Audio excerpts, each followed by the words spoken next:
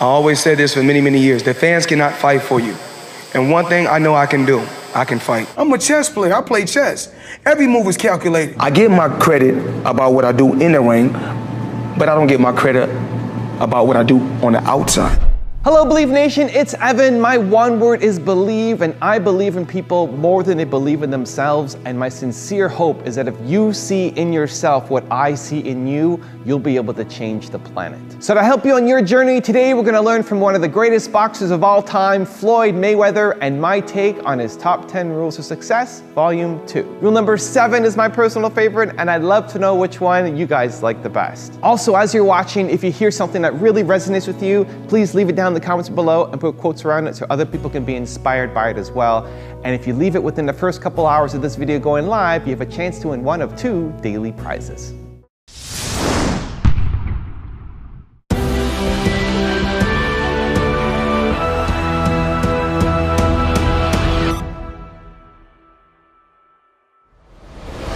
You have to have a certain charisma about yourself, a certain look about yourself, that pay-per-view attraction, that pay-per-view look. I know, because I was a young kid and I had that same look.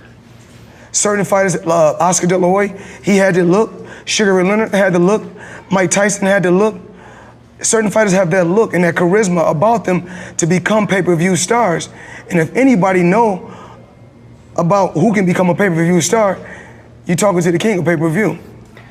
You know, you have to realize we did so many record-breaking numbers, we don't no longer call it pay-per-view, we call it May-per-view. It reminds me of Ali and Frazier. Not the fight, but the pre-game. The build-up, yes. The pre-game. And I'm watching you, I know you my friend, I'm watching you hold your composure. It's a few times you wanted to sock that and I know you, and I know you was being very professional, yes. saying I'm the boss. I must conduct myself in a boss manner in front of my employee, because nigga, you is my employee. Is that the attitude that you had?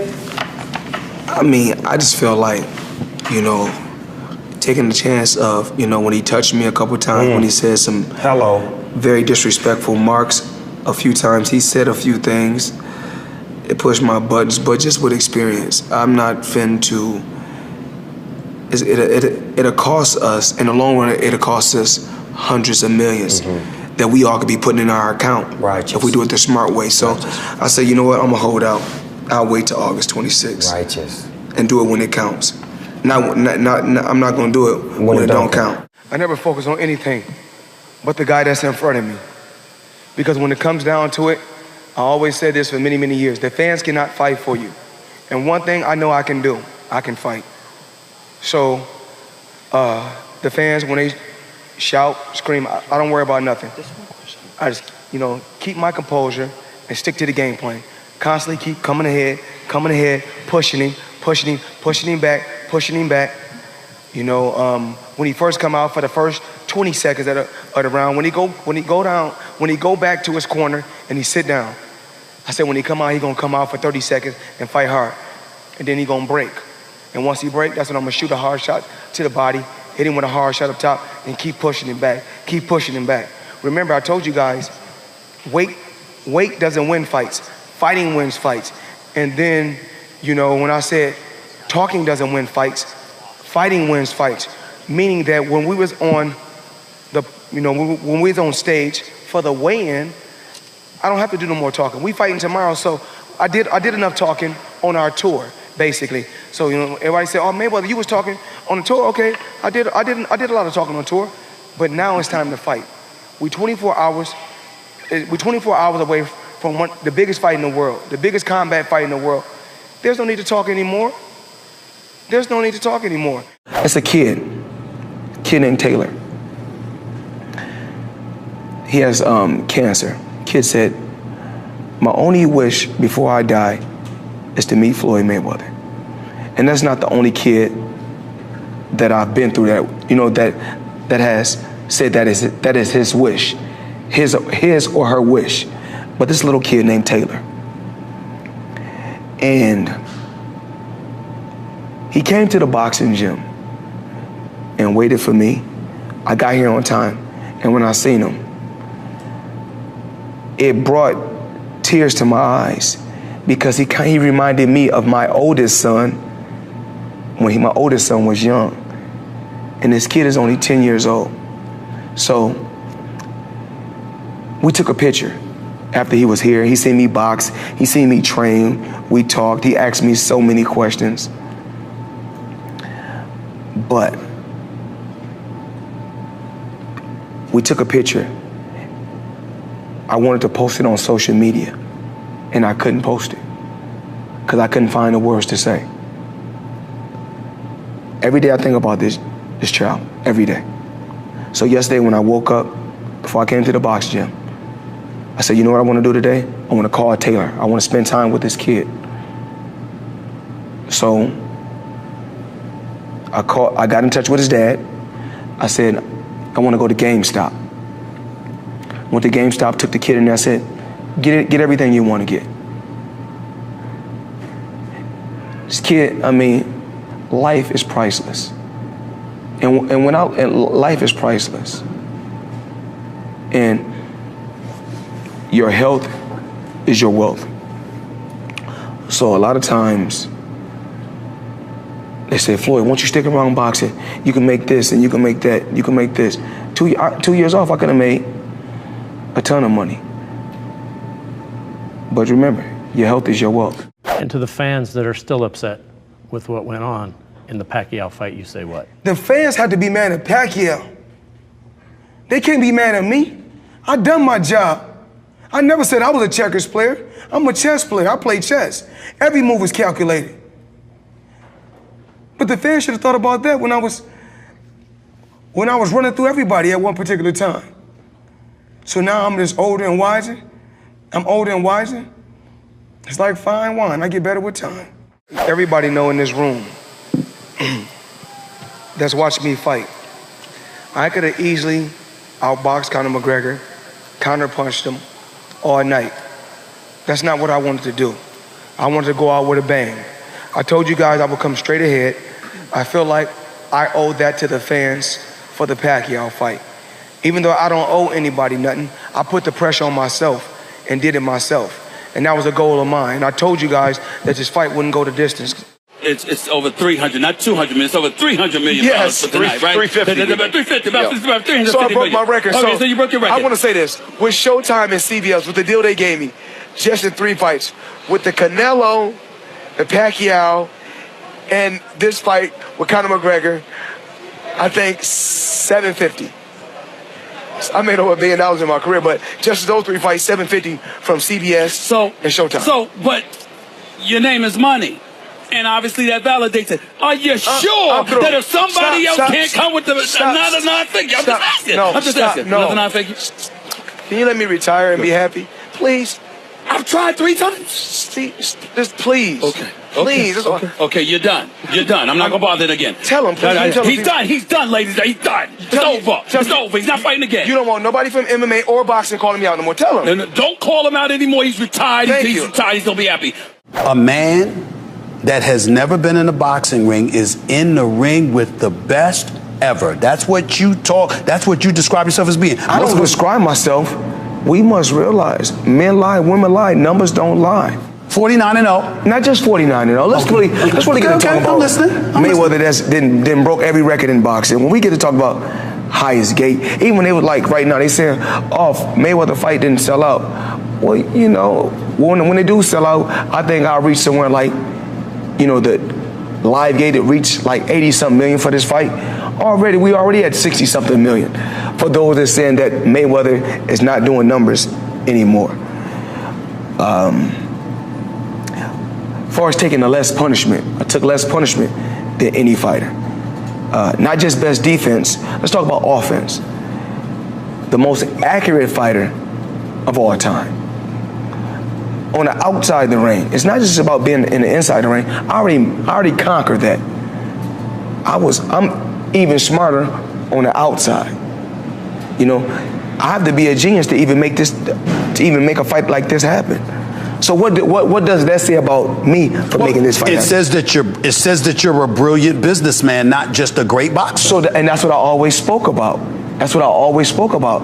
I give my credit about what I do in the ring, but I don't get my credit about what I do on the outside. Where did you get that business sense? Because you surpassed everybody in boxing and sports and everything in general. I'm watching you as like you bigger than the NFL franchise. Just my team, me believing. You know, I'm gonna be honest. Me and a lot of my guys, I'm saying I have a team also, but you know my team don't get in there and go to war like I go to war, but they go to war on the outside. My team go to war. I'm very, very tough on my team. I want my team to be the best that they can be on the outside. But as far as on the outside, you know, Al Heyman. That's the OG right there. That's the OG, a legend, a very shrewd businessman. Leonard Ellaby, master degree, you know, in business. So, you know, when you surround yourself with people like this, just being around certain individuals, like even being around Don King, being around Bob Arum, being around just different people that's been in the game a long time, and you know, my billionaire buddies. You know, every time I got around my billionaire buddies, I was more like, it's cool to come over your house, but I need a house like this. Yeah. It's cool to ride on your yacht, but I need a yacht like this. It's cool to ride on your jet, but I want a jet like this. And I said, no, I don't want to ride on yours. You show me how to get it. You can't be my friend if you can't show me how to get it. Because once they show me how to get it, then I can install it in my children. Then it trickles down. It's a bloodline thing. Yes. So it's about wealth. You know, I'm no longer rich, I'm wealthy. Another thing about my career, I never wanted, you know, as far as, you know, making weight, when you asked me about Gervonta Tank making weight, he's young. But when I was young, I think I would have made those same mistakes if I didn't have my father in my life. You know, just being a coach that was extremely hard on me. You know, I think that if he didn't discipline me in boxing, I don't really know where, you know, how my career would have played out. You know, I didn't want to slack, and I didn't want to seem irresponsible or not disciplined. So that's why I always you got to sacrifice something to get something. So that's why I've always made sacrifices to get to a certain level. And to get to the pinnacle, you got to make sacrifices, and that's what I did. Why is the money so important? Why do you always come back to the dollars? People want to know. I mean, you obviously have a fascination. You've earned a lot. You show it all the time. You talk about it a lot. Why does it always come to money? Why not? I mean, everything you got on costs money. Everything you do costs money. You can't take your wife on a date for free. Is that how you measure your success? No. I'm loyal and honest. And I'm a good person. And I call a spade a spade. Money don't make me, I make money. And without money, I'd be the same person. I fought so many fights for free. You're getting emotional now. No, not at all. No, I'm thinking. You know, I'm always thinking. How can I get better? How can our company grow? How can I continue to teach people around me how to fish? And I don't want to fish for them.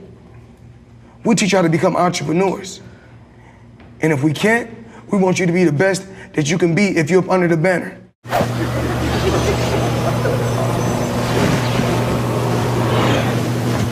Good luck. Good luck to you too.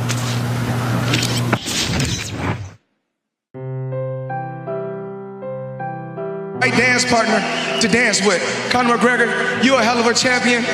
And to the country of Ireland, we love you guys.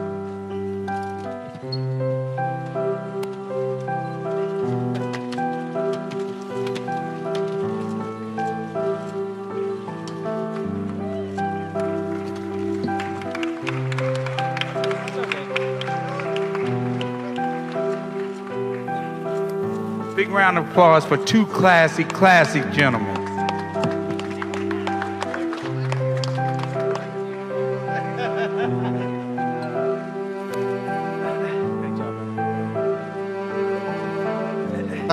But I give him a hats off. Fair play to him. He's a composed man. You can give him nothing but respect. He took the shots early, and he took shots early. I cracked him with the left hand, and I saw him in a bit of panic, but he stayed very, very calm. That's just his years of experience. He's a tough competitor, and he still have a long career ahead of him.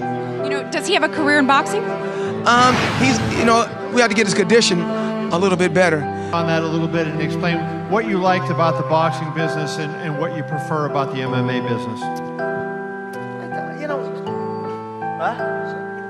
The check is all right. The check's not bad. Very good.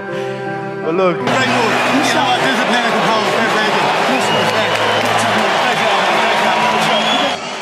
Floyd, congratulations. Terrific career. Great work, great work, great work. Good job. Come on, thank you. It's a good job. Ladies and gentlemen, you know, to the podium, I'd like to call up the notorious one, Conor McGregor.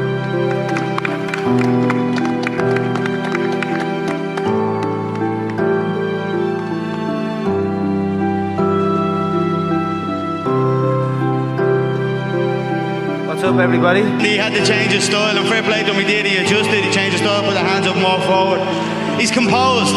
He's not that fast, he's not that powerful, but boy, is he composed. Me and hands up towards your forehead, dipped in forehead on the chest, and started to fight that kind of fight. I didn't anticipate that. Three game changes in the fight. That's what a true champion does. Much respect. You came with it. You know what I mean? I gotta give respect to that. It was a hell of a fight. Was he better than you had expected? He's a lot better than I thought he was. He used different angles. He was a tough competitor, but I was the better man tonight. In there. So he was making me throw and he was patient with his shots. I've got to give him nothing but respect. Fair play to him. Great career he's had.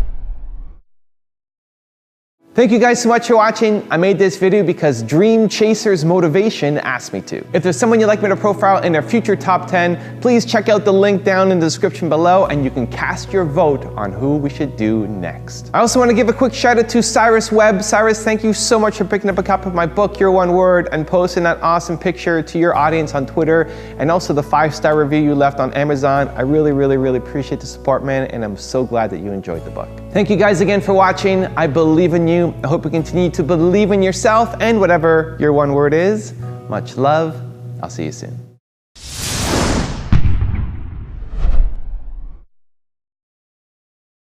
Floyd, just to follow up on Conor, there was a lot of concern coming into this fight that the rules were going to be followed, and it was a little bit rough in times in there. There were some warnings.